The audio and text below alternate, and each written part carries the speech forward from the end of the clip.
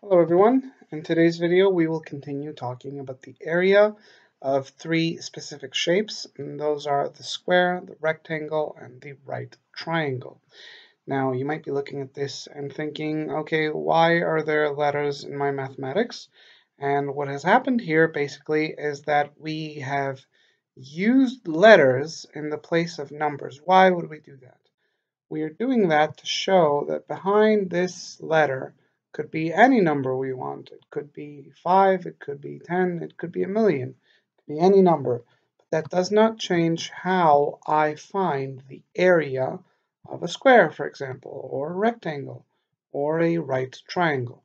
Different letters mean different numbers. So for example, in this shape, the fact that B is here and C is here, it means that whatever numbers are hiding behind these two are probably different. They don't have to be the same.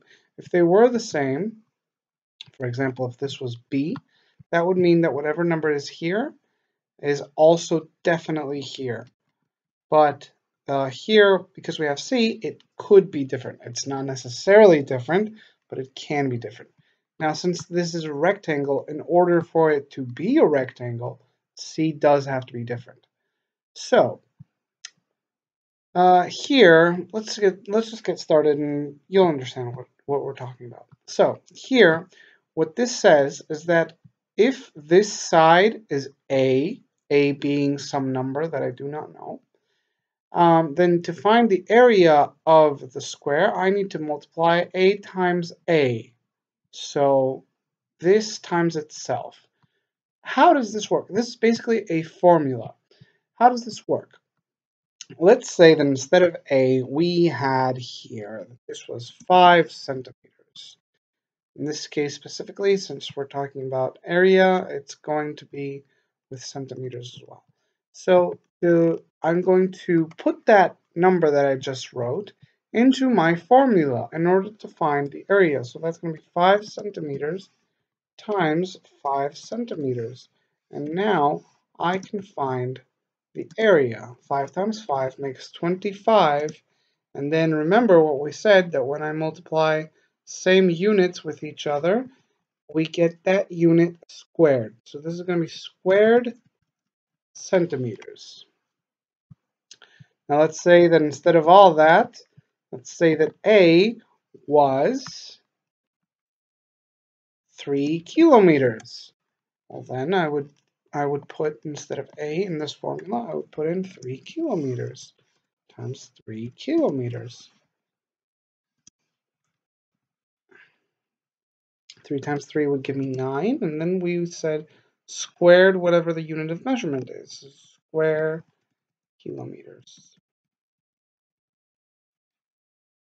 Right? Next up, the rectangle.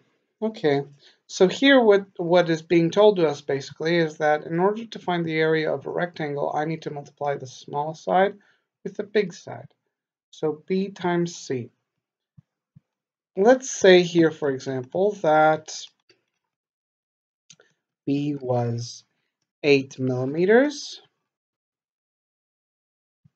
and C is 20 millimeters. Let's plug those numbers in. 8 millimeters in the place of B and 20 millimeters in the place of C. Now 8 times 20 would give me 160 what? Square millimeters. We could also use that in reverse. So, for example,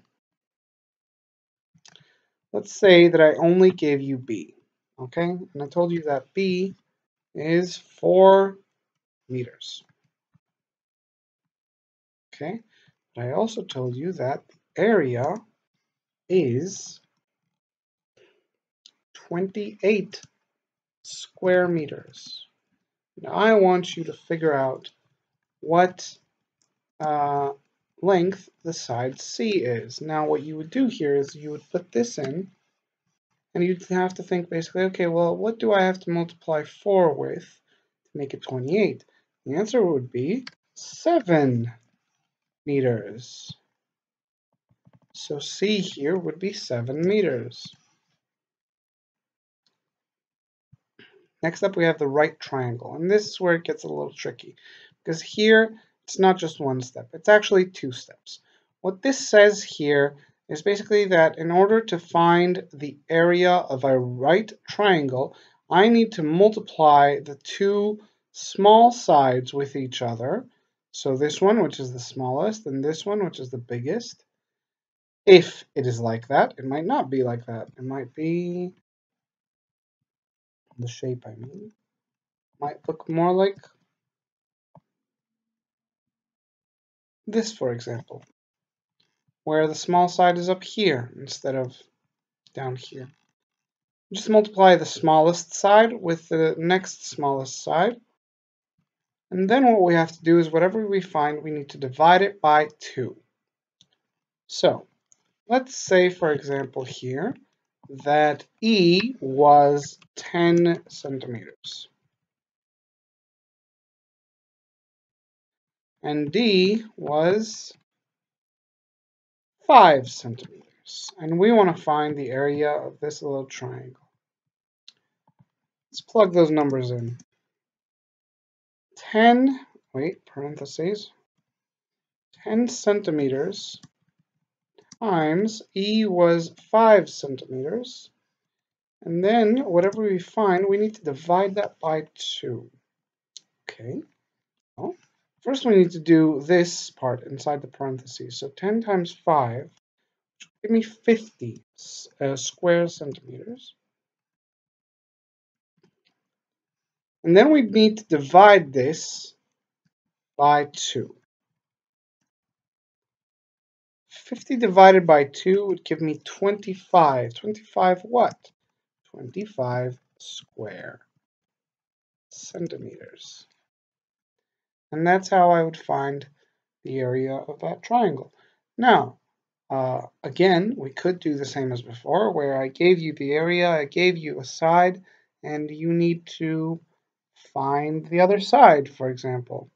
We could do problems like that, but we'll focus more on problems like that tomorrow. This was just an introductory, more like a reminder actually, of how we use these formulas and with the letters, just so that you could see it once. So, I will see you guys again in tomorrow's video. Have a good day.